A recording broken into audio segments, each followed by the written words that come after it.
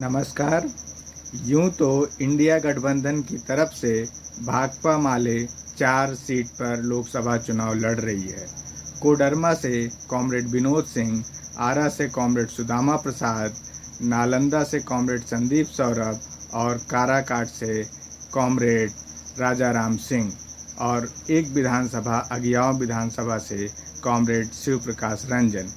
लेकिन न सिर्फ बिहार और झारखंड में बल्कि उत्तर प्रदेश में भी माले जोरदार तरीके से इंडिया गठबंधन के पक्ष में भाजपा हराओ इंडिया गठबंधन जिताओ अभियान चला रही है। भाजपा आइए हराओ सुनते देश हैं। बचाओ, इंडिया गठबंधन को विजयी बनाओ। साथियों, लोकसभा चुनाव की रणभेरी बज चुकी है। आपका वोट तय करेगा कि अगले 5 साल के लिए केंद्र में किसकी सरकार बनेगी। 10 सालों से राज कर रही भाजपा एक बार फिर से मोदी की गारंटी के नाम पर वोट मांग रही है।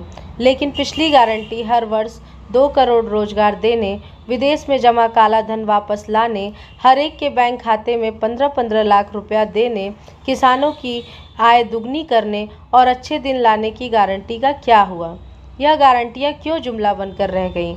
इंडिया साइनिंग की तर्ज पर मोदी के अगले कार्यकाल में भारत को दुनिया की तीसरी बड़ी अर्थव्यवस्था बना देने का सब्जबाग दिखाया जा रहा है। यह भी कि देश में अमृतकाल चल रहा है, जैसे नोटबंदी से लेकर लॉकडाउन तक की आपदा भूली नहीं है। विकास की मौजूदा हकीकत यह है कि मोदी की आर्थिक नीतियों के चलते आर्थिक असमानता तेजी से बढ़ी है। दुनिया भर में भूखमरी के शिकार लोगों की बड़ी तादाद भारत में रहती है। चुनावी बॉन्ड घोटाला मोदी राज का सबसे निर्लज्ज घोटाला है। यह आर्थिक और राजनीतिक महाभ्रष्टाचार पिछले करीब 6 सालों से पर्दे के पीछे चल रहा था और इसका असल लाभार्थी भाजपा है, जिसके खजाने में भ्रष्ट, असंवैधानिक व अनैतिक तरीकों से 82 अरब रुपए से भी ज़्यादा राशि आई।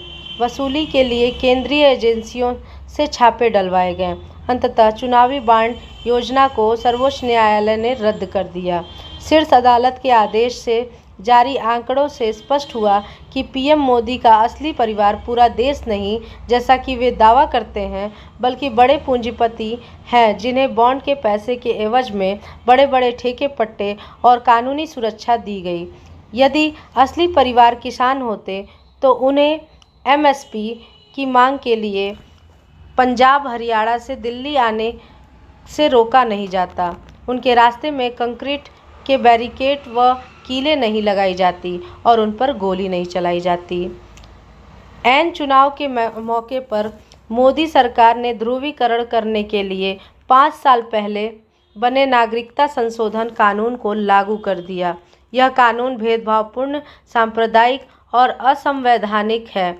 भाजपा कहती है कि सीएए नागरिकता लेने नहीं बल्कि देने का कानून है। यह सरासर झूठ है। गृह मंत्री अमित शाह ने इस कानून को पास करते समय संसद में कहा था कि सीएए एनआरसी राष्ट्रीय नागरिकता रजिस्टर लाने का पहला चरण है। असम में देखा जा चुका है कि दस्तावेज न होने पर एनआरसी के तहत बड़ी संख्या में मुसलमानों ही नहीं बल्कि गरीबों, मजदूरों व आदिवासियों पर नागरिकता साबित करने का संकट खड़ा हो गया। संविधान और धर्मनिरपेक्षता को ताक पर रखकर अयोध्या में राम मंदिर का उद्घाटन किया गया। दिल्ली से लखनऊ तक पूरी सरकार जुट गई। धर्म और राजनीति का फर्क मिट गया। भाजपा एक बार फिर से राम के नाम को वोट में भुनाने की हर जुगत कर रही है। महंगाई आसमान छू रहे हैं, बेरोजगारी चरम पर है, जबकि केंद्रीय सेवाओं में 30 लाख पद खाली है। निजीकरण धड़ल्ले से किया जा रहा है और देश की संपदा को अडानी अंबानी जैसों को सौंपा जा रहा है। 33% महिला आरक्षण लागू करने के बजाय ठंडे बस्ते में डाल दिया गया। बेटी बचाओ का नारा एक तरफ है, दूसरी तरफ महिलाओं पर हिंसा करने वाली और दुराचारियों को भाजपा सरकार का संरक्षण मिल रहा है। महिला पहलवानों के यौन आरोपियों को बचाया गया। मणिपुर से लेकर बीएचयू गैंगरेप तक में दोषियों को भाजपा का संरक्षण मिल रहा है। विपक्ष की आवाज़ को दबाने के लिए ईडी, सीबीआई, इनकम टैक्स जैसी केंद्रीय एजेंसियों का जमकर इस्तेमाल हो रहा है। जातीय जनगणना और आरक्षण विस्तार की मांग को अनसुना किया जा रहा है। मोदी सरकार गाजा पट्टी में फिलिस्तीनियों का नरसंहार रचाने वाले इजरायल के समर्थन में खड़ी दिखी। प्रदेश में योगी का बुलडोजर राज चल रहा है। गांव से शहर तक अल्पसंख्यक, गरीब, किसान, आदिवासी और कारोबारी उजाड़े जा रहे हैं। दलित महिलाओं पर अत्याचार चरम पर है। शांतिपूर्ण विरोध का दमन हो रहा है। वनाधिकार कानून को निष्प्रभावी बना दिया गया है। मनरेगा में काम नहीं है। प्रतियोगी परीक्षाओं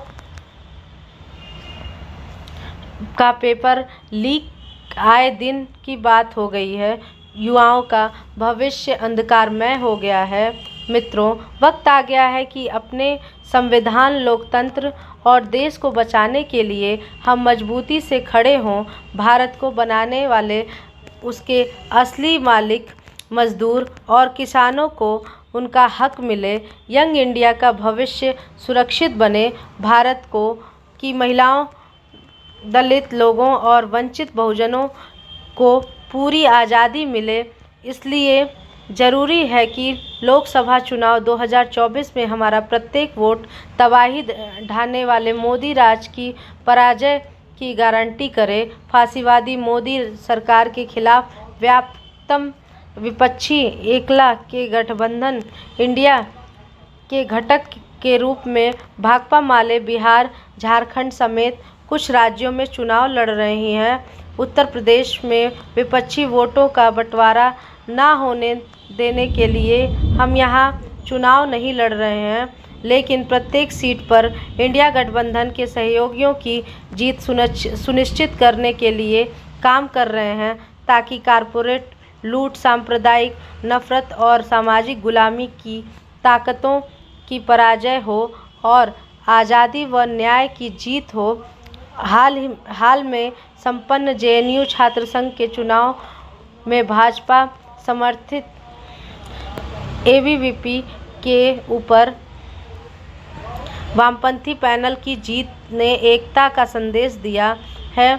आपसे अपील है कि एकजुट होकर भाजपा और उसके सहयोगियों को हराएं, इंडिया गठबंधन को जिताएं और अन्य राज्यों में भाकपा माले प्रत्याशियों की मदद के लिए पार्टी के केंद्रीय चुनाव को कोष में भरपूर योगदान करें।